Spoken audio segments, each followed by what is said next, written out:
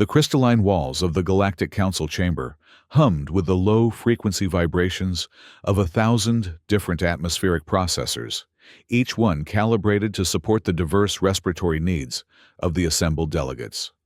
Dr. Mara Voss stood at the podium, her human lungs drawing in the carefully regulated oxygen-nitrogen mixture, while around her beings, from across the galaxy, breathed methane-sulfur compounds and substances that would have been lethal to her kind just moments before.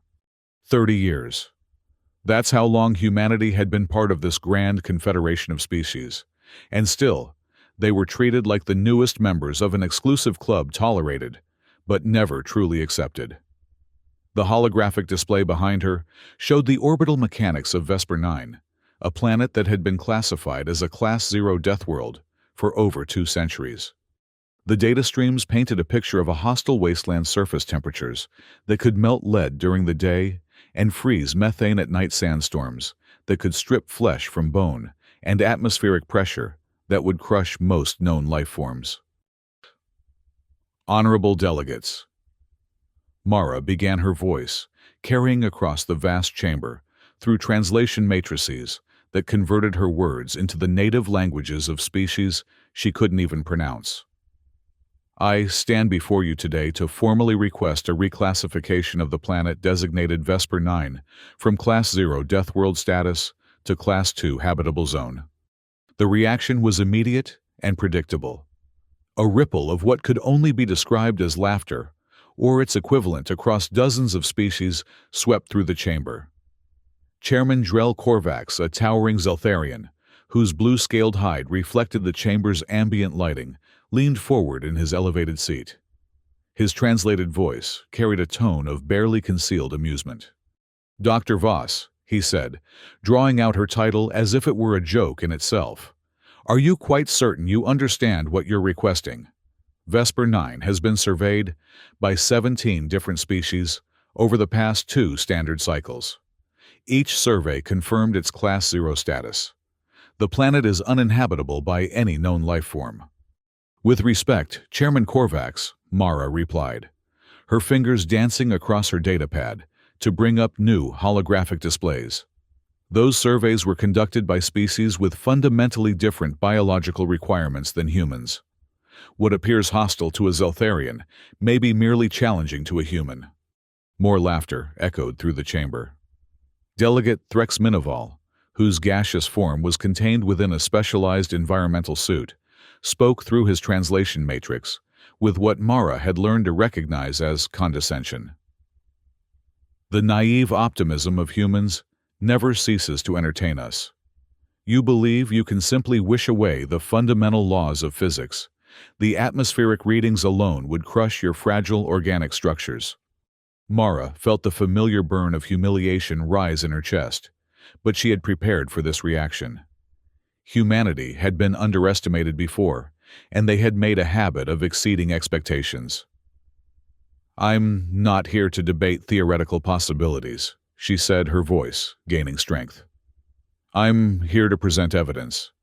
My species formally requests permission to conduct a comprehensive survey of Vesper 9 with the understanding that successful colonization will result in reclassification." The chamber fell into what passed for silence among the diverse assembly, a cacophony of different species, equivalent of quiet murmuring. Chairman Korvax exchanged glances with several other delegates before responding. "Very well, Dr. Voss. The Council will permit your expedition.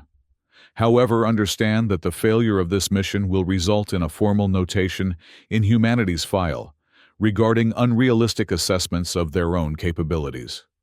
Such notations have consequences for future resource allocation requests." Mara nodded, suppressing the surge of both excitement and terror that coursed through her. "Understood, Chairman. We'll begin preparations immediately."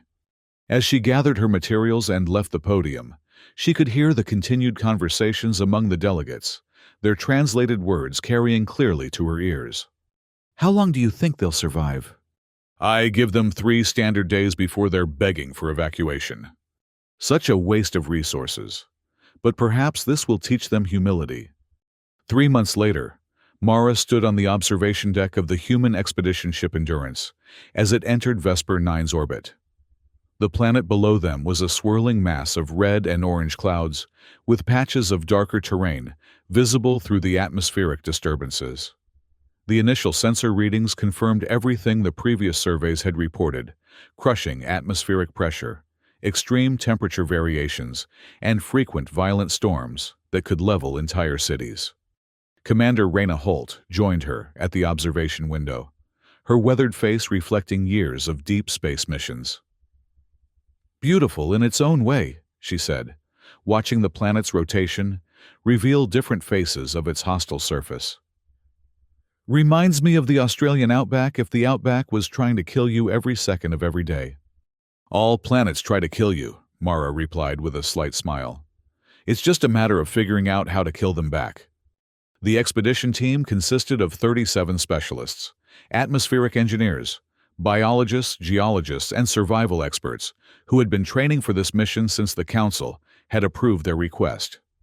Each member had volunteered knowing the risks, understanding that they might not return home. But they also understood what success would mean for humanity's standing in the galactic community. Dr. Salar Onyx, a Vidian xenobiologist, who had requested to join the mission as an independent observer, approached them at the observation deck. His elongated cranium and pale, almost translucent skin marked him as one of the few non-human members of their expedition. The Vidians were known throughout the galaxy for their scientific rigor and impartiality, which made his presence both a blessing and a potential complication. "The preliminary atmospheric analysis is complete," he reported, his voice carrying the melodic undertones characteristic of his species. "The surface pressure is indeed 23% higher than Earth standard, and the atmospheric composition includes trace amounts of compounds that would be toxic to most carbon-based life forms." However, he paused, consulting his datapad. "There are some anomalies in the readings that warrant investigation." Mara turned from the window, her interest piqued. "What kind of anomalies?" "The atmospheric layering suggests that the planet may have distinct biosphere zones. The readings from the polar regions indicate significantly different conditions than those at the equator. It's possible that previous surveys focused primarily on the most hostile regions." Commander Holt nodded. "Makes sense. If you want to classify something as uninhabitable, you're going to survey the worst possible conditions and extrapolate from there." The descent to Vesper 9's surface was everything the previous surveys had promised it would be. The Endurance's landing shuttles, reinforced with humanity's latest atmospheric shielding technology, shook violently as they penetrated the planet's outer atmospheric layers. Through the viewports, the crew could see massive storm systems that stretched across continents, their lightning discharges, creating a constant strobe effect against the shuttle's hull. "Atmospheric entry in 60 seconds, announced the pilot's voice over the comm system. "All personnel secure for impact landing procedures." Mara gripped her restraints as the shuttle bucked and rolled through the turbulent atmosphere. The external temperature readings climbed steadily, 50 degrees Celsius, 70-90, then past the boiling point of water. The atmospheric pressure readings showed forces that would have been lethal to unprotected humans. But their environmental suits had been specifically designed for these conditions. The first thing that struck her when the shuttle's doors opened was the sound. Vesper 9 was not the silent wasteland she had expected, but a planet alive with constant motion. The wind howled across the landing site with a sound like a massive pipe organ, carrying with it particles of sand and dust that created a constant, shifting haze. The gravity, 30% stronger than Earth standard, made every movement feel labored and deliberate. Engineer Tanak Ra was the first to step onto the surface, his heavily modified environmental suit allowing him to interface directly with the shuttle's atmospheric processors. "Suit integrity holding," he reported, his voice crackling through the comm system. "External temperature is holding steady at 87 degrees Celsius. Pressure is within acceptable parameters for our equipment." As the team established their initial base camp, the true nature of Vesper 9 began to reveal itself. The planet was not the uniform wasteland that previous surveys had suggested, but a world of distinct and varied environments. The equatorial regions where they had landed were indeed harsh, a landscape of red sand dunes and rocky outcroppings that stretched to the horizon. But as their exploration drones began to map the surrounding area, they discovered evidence of something that no previous survey had documented: life. It wasn't life as most species in the galaxy would recognize it. The organisms they discovered were unlike anything in the known taxonomic databases. Crystalline structures that seemed to grow and move through the sand, creating complex tunnel networks beneath the surface. Atmospheric organisms that rode the constant wind currents, appearing as shifting clouds of metallic particles that demonstrated clear behavioral patterns. "This is extraordinary," Dr. Onyx reported during their third day on the surface. His scientific excitement was evident even through his species' typically reserved demeanor. These organisms have evolved to thrive in conditions that would be lethal to conventional life forms. The crystalline entities appear to derive energy directly from the planet's geological activity, while the atmospheric organisms seem to process the trace toxins in the air as a primary food source. Mara stood at the edge of their camp watching a pack of what the team had started calling sand runners, four-legged creatures covered in reflective scales that allowed them to survive the extreme temperature variations. They moved in coordinated groups, their behavior suggesting intelligence despite their alien physiology. "Commander," called out Dr. Sarah Martinez from the Atmospheric Analysis Station. "You need to see this. I'm detecting organized electromagnetic signatures from the subsurface crystalline networks. These aren't random geological formations, they're communicating with each other." The implications were staggering. Vesper 9 wasn't just habitable, it was inhabited by complex, intelligent life forms that had adapted to conditions previously thought impossible. More importantly, these life forms showed no signs of hostility toward the human presence. If anything, they seemed curious about the newcomers. By the end of their first week on the surface, the team had established a stable base camp and begun conducting detailed surveys of the surrounding region. The data they were collecting painted a picture of Vesper 9 that was completely at odds with its Class 0 classification. Yes, the planet was hostile by conventional standards, but it was far from the lifeless wasteland that previous surveys had described. The breakthrough came during their second week when Engineer Ray's modifications to their atmospheric processors allowed them to begin terraforming a small area around their base camp. By adjusting the local atmospheric composition and using a network of heat exchangers, they were able to create a microenvironment where humans could work without full environmental suits for short periods. "The key is understanding that you don't fight the planet," Ra explained to the team during one of their evening briefings. "You work with it." The atmospheric processors that failed for other species were designed to completely replace the local environment. "Our approach is to modify the existing conditions just enough to make them tolerable." The local life forms seemed to approve of these modifications. The crystalline entities extended their tunnel networks toward the human base camp, while the atmospheric organisms began incorporating the humans' exhaust gases into their feeding patterns. Most remarkably, the sand runners began bringing small objects to the camp's perimeter: smooth stones, unusual mineral formations, and crystalline growths that seemed to be offerings of some kind. Dr. Onyx documented every interaction meticulously. "The evidence suggests not just intelligence, but a form of social behavior that includes gift-giving and territorial cooperation," he reported. "These organisms are actively facilitating human habitation of their environment." As their third week on Vesper 9 drew to a close, Mara knew they had enough evidence to prove their case to the Galactic Council. But she also knew that the Council would require more than just data. They would need to see the results for themselves. That's when she made the decision that would change everything. "We're going to establish a permanent settlement," she announced to the team. "Not just a research station, but a genuine colony. If we're going to ask the Council to reclassify this planet, we need to demonstrate that humans can not only survive here, but thrive." The next 3 months transformed the human presence on Vesper 9 from a temporary expedition to a growing community. Additional supply ships arrived from Earth, bringing construction equipment, additional personnel, and the materials needed to expand their operations. The settlement, which they named New Dawn, grew from a handful of prefabricated structures to a small but thriving town. The relationship between the humans and the native life forms deepened as well.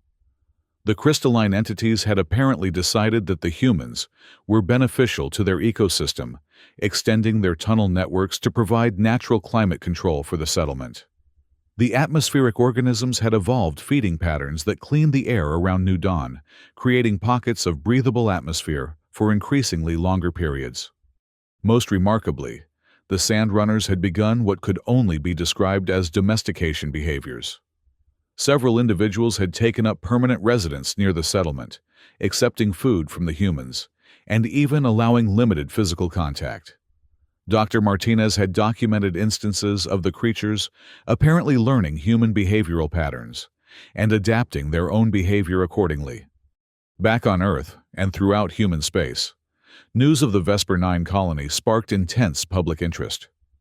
For the first time since joining the Galactic Council, humanity had achieved something that no other species had managed. They had successfully colonized a Class 0 Deathworld and established cooperative relationships with its native inhabitants. But the real test was yet to come. The Galactic Council had scheduled a formal review of Vesper 9's classification, and Chairman Korvax had made it clear that he expected the human experiment to fail spectacularly.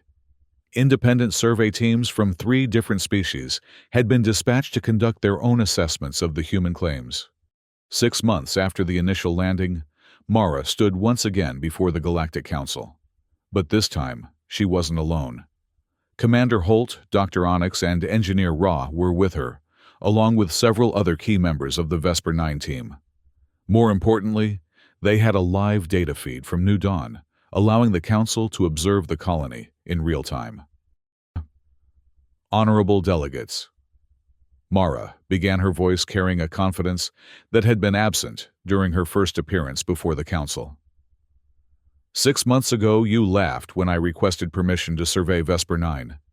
Today, I stand before you with evidence that not only is this planet habitable for humans, but that it represents one of the most remarkable ecosystems ever discovered.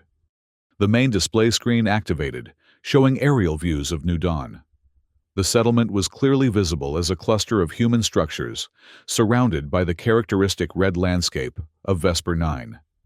But what drew gasps from several delegates were the obvious signs of cooperation between the human colonists and the native life forms.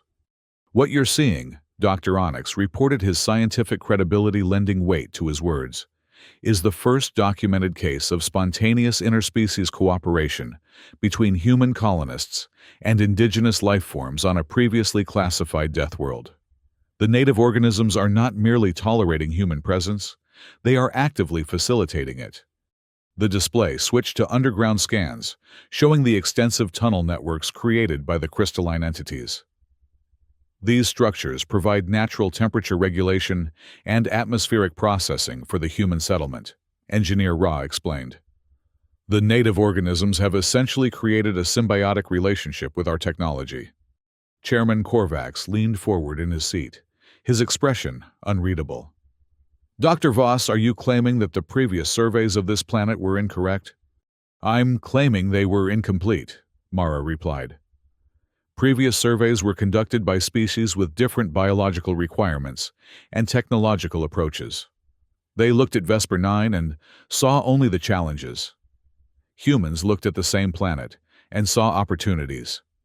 The next phase of the presentation included detailed biological and geological surveys, atmospheric readings, and documentation of the various life forms that called Vesper 9 home.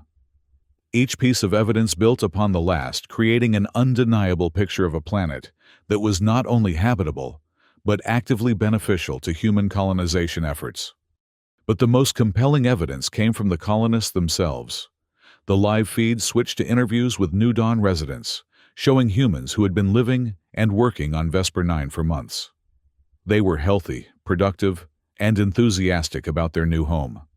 The weather takes some getting used to, admitted Dr. James Park, New Dawn's chief medical officer, as he stood outside the settlement's medical facility without an environmental suit. But the atmospheric modifications the native organisms have made to our immediate environment mean we can work outside for several hours at a time without life support. Construction supervisor Maria Santos demonstrated how the crystalline entities had reinforced the foundations of human buildings, creating structures that were actually more stable than anything humans could have built on their own. They seem to understand what we're trying to accomplish, she explained, and they want to help us succeed. As the presentation continued, Mara watched the faces of the council delegates. The initial skepticism was giving way to genuine interest, and in some cases, what appeared to be amazement. Several delegates were conferring among themselves, their translated conversations revealing excited discussions about the implications of the human success. Delegate Threx Minival, who had been among the most vocal skeptics during Mara's first appearance, spoke up during the question period. Dr. Voss, assuming the Council accepts your evidence, what are humanity's intentions regarding Vesper 9? Are you proposing to establish an exclusive human colony? Not at all, Mara replied. We're proposing to establish Vesper 9 as a joint research facility, where species throughout the galaxy can study adaptation and cooperation between different life forms. The discoveries we've made have applications far beyond human colonization. Dr. Onyx stepped forward to add his support. The biological and technological innovations that have emerged from the Vesper 9 project could revolutionize our understanding of planetary terraforming and interspecies cooperation. This is knowledge that could benefit every member of the Galactic Council. The debate that followed was intense, but respectful. Delegates asked detailed questions about sustainability, environmental impact, and long-term viability. Each question was answered with data evidence and real-time examples from the new Dawn colony. Finally, Chairman Korvax called for a formal vote on the reclassification request. The motion before the Council is to reclassify the planet designated Vesper 9 from Class 0 Deathworld to Class 2 Habitable Zone, with specific notation for human compatibility and indigenous life form cooperation. The voting process in the Galactic Council was conducted through secure quantum channels, allowing each delegate to cast their vote simultaneously. As the votes were tallied, the chamber fell into complete silence, the first time Mara had ever experienced true quiet in the council chambers. The results appeared on the main display: 847 votes in favor of reclassification, 23 votes against with 15 abstentions. Chairman Korvax stood his imposing figure commanding attention throughout the chamber. By the authority of the Galactic Council, the planet designation Vesper 9 is hereby reclassified from Class 0 Deathworld to Class 2 Habitable Zone, with special notation for human indigenous cooperation protocols. The chamber erupted in sounds that represented applause, approval, and celebration across dozens of different species. But for Mara, the most meaningful sound was the silence that had preceded the vote, the moment when an entire galaxy of different life forms had paused to acknowledge what humanity had accomplished. As the formal session concluded, delegates from across the galaxy approached the human delegation to discuss cooperation agreements, research partnerships, and technology sharing arrangements. The Viridian Science Consortium requested permission to establish a research station on Vesper 9. The Cathari Engineering Guild wanted to study human atmospheric modification techniques. Even the traditionally isolationist Zephyrian Empire expressed interest in joint colonization projects. But perhaps the most significant moment came when Chairman Korvax approached Mara personally as she was packing her presentation materials. Dr. Voss, he said, his translated voice carrying a tone of respect that had been entirely absent during their first meeting. I owe you and your species an apology. When humans first joined the Council 30 years ago, many of us assumed you would be just another client species dependent on the guidance and resources of more established civilizations. He paused, looking at the datapad displaying the final vote tallies. What you have accomplished on Vesper 9 demonstrates something we had not anticipated. Humans don't just adapt to new environments, you transform them. You find opportunity where others see only obstacles. Thank you, Chairman, Mara replied. But what we've accomplished isn't uniquely human. It's what happens when you approach challenges with open minds and respect for all forms of life. Perhaps, Korvax said with what might have been a smile. But it took humans to prove that philosophy could work in practice. The return journey to Vesper 9 was markedly different from Mara's previous travels. Instead of a single human ship carrying an experimental expedition, a small fleet of vessels from multiple species accompanied the Endurance back to New Dawn. The reclassification had triggered a wave of scientific interest throughout the galaxy, and Vesper 9 was about to become one of the most studied planets in known space.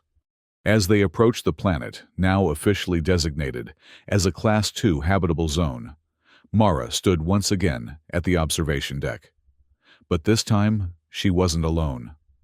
Dr. Onyx joined her, along with several other non-human researchers, who were eager to study the human-indigenous cooperation protocols firsthand. It's remarkable how different it looks now, Dr. Onyx observed.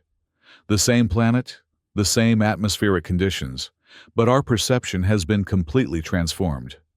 That's the thing about classification systems, Mara replied. They're tools for understanding, but they can also become barriers to understanding if we're not careful.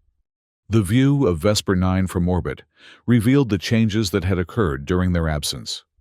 New Dawn had continued to grow, and the distinctive patterns of human-indigenous cooperation were visible even from space.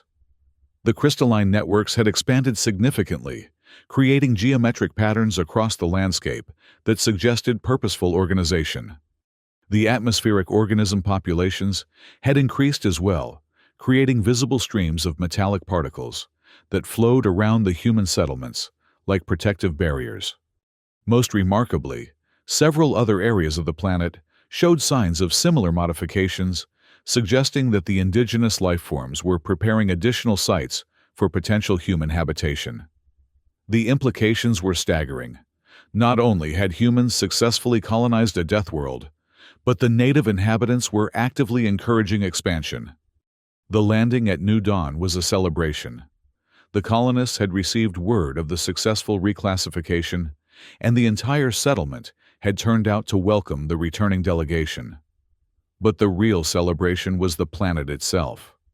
As their shuttle descended through the atmosphere, the sand runners emerged from their burrows in larger numbers than anyone had ever seen, creating formations that from above looked almost like ceremonial displays.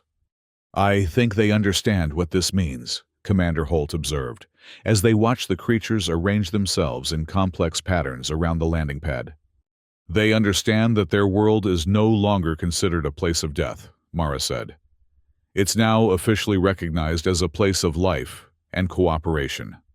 The formal ceremony establishing Vesper 9 as a joint research facility was held 1 week after the delegation's return. Representatives from 17 different species attended, marking the largest gathering of diverse life forms ever recorded on a Class 2 world. The ceremony itself was conducted according to protocols that had been developed specifically for Vesper 9, incorporating elements that honored both human achievements and indigenous traditions. The centerpiece of the ceremony was the installation of a new type of planetary designation marker, one that recognized not just the planet's habitability rating, but its status as a successful example of interspecies cooperation. The marker was a fusion of human technology and indigenous materials, creating a structure that was both functional and symbolic. As Mara watched the various species representatives interact with the native life forms, she realized that Vesper 9 had become something more than just a successful human colony. It had become a proof of concept for a new approach to galactic exploration and development, one based on cooperation rather than domination, adaptation rather than conquest. 6 months later, New Dawn had become New Dawn City, with a population of over 2,000 humans and representatives from 12 different species. The settlement had evolved into a thriving research and development center with advances in atmospheric modification, interspecies communication, and sustainable colonization techniques being developed on a regular basis. The relationship between humans and the indigenous life forms had continued to deepen as well. The crystalline entities had begun incorporating human technology into their structures, creating hybrid systems that were more efficient than either could achieve alone. The atmospheric organisms had developed specialized feeding patterns that not only cleaned the air around human settlements, but actually improved it, creating localized environments with higher oxygen content and reduced toxin levels. Most remarkably, the Sandrunners had begun exhibiting behaviors that suggested they were actively learning human language and customs. Several individuals had developed distinctive interaction patterns with specific human colonists, leading to what could only be described as friendships between species separated by millions of years of evolution. Standing on the observation deck of New Dawn City's central tower, Mara looked out over a landscape that bore little resemblance to the hostile Deathworld described in the original surveys. The red sand dunes were still there, and the storms still swept across the surface with regularity. But now, those features were part of a larger ecosystem that included human settlements, indigenous life forms, and the hybrid structures that represented their cooperation. The sky above showed the characteristic pink-orange hue of Vesper 9's sunset, but now it was crossed with the regular flight patterns of shuttles carrying researchers and supplies between the various settlements that had grown up across the planet's surface. 3 other major research facilities had been established, each focusing on different aspects of the human-indigenous cooperation model. Dr. Onyx approached her on the observation deck, carrying a datapad with the latest research results. "The quarterly report to the Galactic Council is ready for your review," he said. "The biodiversity index has increased by 47% since human colonization began, and the atmospheric stability readings are the highest ever recorded for this planet." "Any word from the Council about the expansion requests?" Mara asked. "Approved," Onyx replied, with obvious satisfaction. "They've authorized establishment of human-indigenous cooperation protocols on 6 additional worlds that were previously classified as uninhabitable. The Vesper 9 model is being implemented throughout the galaxy." Mara nodded, but her attention was drawn to a group of Sandrunners that had gathered at the base of the tower. They were engaged in one of their complex social displays, but this time they were incorporating elements that clearly mimicked human behavior patterns. One of the creatures was actually wearing a small device that appeared to be a primitive translation matrix. "Dr. Voss," the device crackled in heavily accented but understandable human speech. "Good evening, greetings to you." The breakthrough in direct communication had occurred only weeks earlier, but it represented the culmination of months of patient interaction between humans and the native life forms. The Sandrunners had not only learned to understand human speech, but had begun developing their own versions of human technology. "Good evening," Mara replied, speaking directly to the creature. "How are your people today?" "We are well. The Sky Swimmers brought news from the far territories. More Star People ships arrive tomorrow." "Yes," Mara confirmed. "Scientists from the Andorian system are coming to study your tunnel-building techniques." The Sandrunner's response was a complex series of sounds that the translation matrix rendered as something approximating excitement. "We prepare welcome displays. Show them deep mountain crystal gardens." As the conversation continued, Mara reflected on how far they had all come since that first day when she had stood before the Galactic Council asking for permission to survey a Deathworld. The laughter and skepticism of that day seemed like ancient history now. Vesper 9 had not only been successfully colonized, it had become a model for peaceful cooperation between species that had evolved under completely different conditions. The success of the Vesper 9 project had implications that extended far beyond a single planet. The techniques developed for atmospheric modification were being applied to terraforming projects throughout human space. The interspecies communication protocols were revolutionizing diplomatic relations within the Galactic Council, and the cooperation models were enabling joint colonization efforts that would have been impossible just a few years earlier. But perhaps the most important change was in how species throughout the galaxy viewed the possibility of life in hostile environments. The Class Zero designation, once considered an absolute barrier to habitation, was now seen as simply another challenge to be overcome through innovation and cooperation. As night fell over New Dawn City, the crystalline entities beneath the surface began their evening illumination patterns, creating a soft glow that emanated from the ground itself. The atmospheric organisms formed their nightly feeding formations, creating streams of light that flowed through the sky like aurora.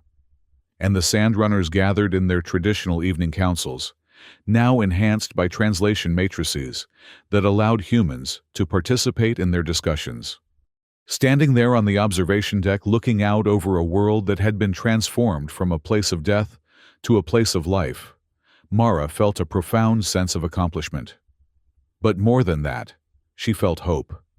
If humans and the indigenous life forms of Vesper 9 could create this kind of cooperation, what other seemingly impossible things might be possible? The communication system on her datapad chimed with an incoming message from Earth. It was from the director of the Human Colonial Authority, informing her that 3 new Deathworld colonization projects had been approved based on the Vesper 9 model. Humanity was no longer asking for permission to explore hostile worlds. They were being invited to lead joint expeditions to planets that other species had written off as uninhabitable.